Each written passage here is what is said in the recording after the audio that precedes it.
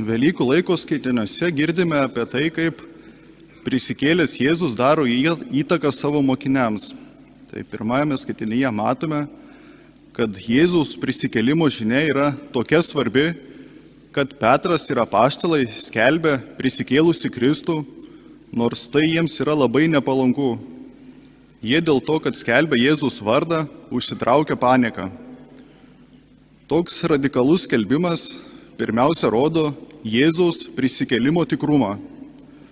Apaštalai rizikuoja savo reputaciją ir gyvybę už prisikėlusį Jėzų. Jiems ta žinia buvo tokia svarbi, kad už tai galėjo net numirti. Jie pamatė kažką, kas radikaliai pakeitė jų vertybių sistemą. Tai būtent prisikėlęs Jėzus. Jeigu Jėzus nebūtų prisikėlęs ir pasirodęs apaštalams, tai jie kažin ar tai būtų skelbę. Kodėl jiems reikėtų atiduoti gyvybę už tai, ko nebuvo? Prisikėlusio Jėzaus sutikimas visiškai perkeitė apaštalus, kad šita žinia jau buvo žymiai svarbiau net už jų gyvybę. Ir toks apaštalų staigus pasikeitimas yra vienas iš Jėzaus prisikėlimo įrodymų. Pereikime prie Evangelijos. Evangelistas Jonas pasižymi tuo, kad jo raštuose yra daug simbolikos ir šita ištrauka irgi yra neišimtis. Mokiniai išėjo žvejoti, tačiau nieko nesugavo. Tada ateina Jėzus ir padeda mokiniams ir jie sugauna daug žuvų. Mokiniai neprašė Jėzus pagalbos, jie Jėzus net nepažino. Keista, kad mokiniai paklausė taip nepažįstamo žmogaus, bet gerai, kad paklausė. Jėzus mums padeda net tada, kai mes jo neprašome. Ir veikia taip, kad mes galime ir nesuprasti, kad būtent čia Jėzus veikia. Čia Jėzus parodo, kokia meilė jis mus myli. Jis padeda žmonėms ir už tai nieko nereikalauja. Nereikalauja jokio pripažinimo. Jėzus taip pat yra tas, kuris duoda mokiniams maisto ir juos pamaitina. Tai Eucharistijos simbolis, šventųjų mišių simbolis. Kristus yra tas, kuris mus pamaitina ir mums duoda maisto, tai jis mums duoda savo kūną. Žmogui maistas yra būtinas, be jo jis negali gyventi. Ir būtent tai mums duoda Kristus, mums patenkina mūsų poreikį. Tik patenkina ne mūsų kūno poreikį, ne mūsų alkį, bet patenkina mūsų dvasios poreikį. Mes valgome Kristaus kūną ir jis pamaitina mūsų dvasią. Tik žinoma, reikia šį simbolį suprasti teisingai. Tik supratę, kas tai, kad tai yra nepaprasta duona, bet kad tai yra Kristaus kūnas, Jėzus tik tada galės pamaitinti mūsų dvasią. Ir taip pat Evangelijoje girdime, kad Jėzus duoda mokiniams valgyti tik tada, kai mokiniai pažino, kad ten yra Jėzus. Evangelijoje Petras užima labai svarbų vaidmenį.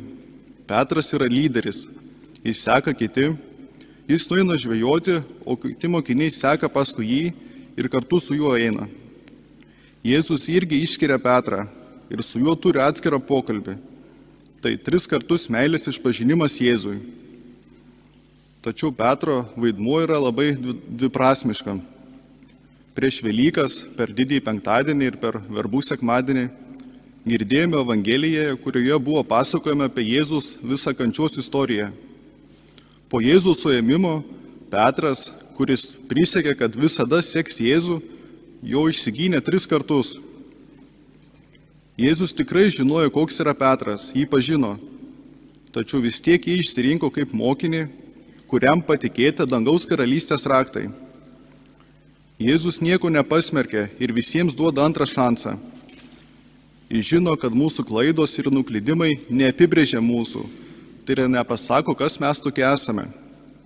Mes nesame tik tai, ką padarėme blogai.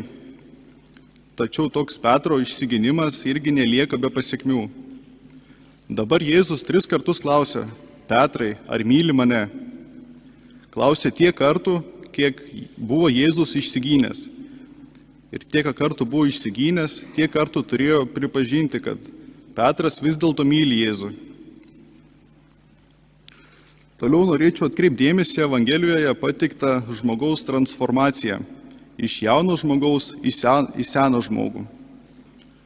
Jaunas žmogus yra laisvas ir gali eiti kur nori, tačiau senas yra suvaržomas ir jis yra jau kito vedamas.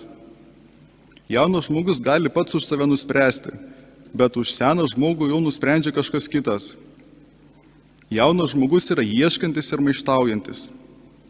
Tačiau Biblijoje išmintis yra susieta su senumu. Čia išmintinga, kai kitas už tave nusprendžia. Ir šiuo atveju būtent, kai Dievas nusprendžia už mane. Tai Dievo valios priėmimas ir Dievo, o ne savo valios ieškojimas. Žmogus visada yra klausimas, nes jam rūpi žinoti, kas jis toks yra ir koks yra jo tikslas ir kokia yra viso ko prasmė. Tačiau, kai yra klausimas, yra reikalingas ir atsakymas. O atsakymas yra Evangelijoje.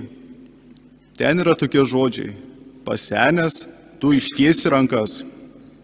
Tai vienintelė Dievo valios priėmimo sąlyga yra rankų išskėtimas.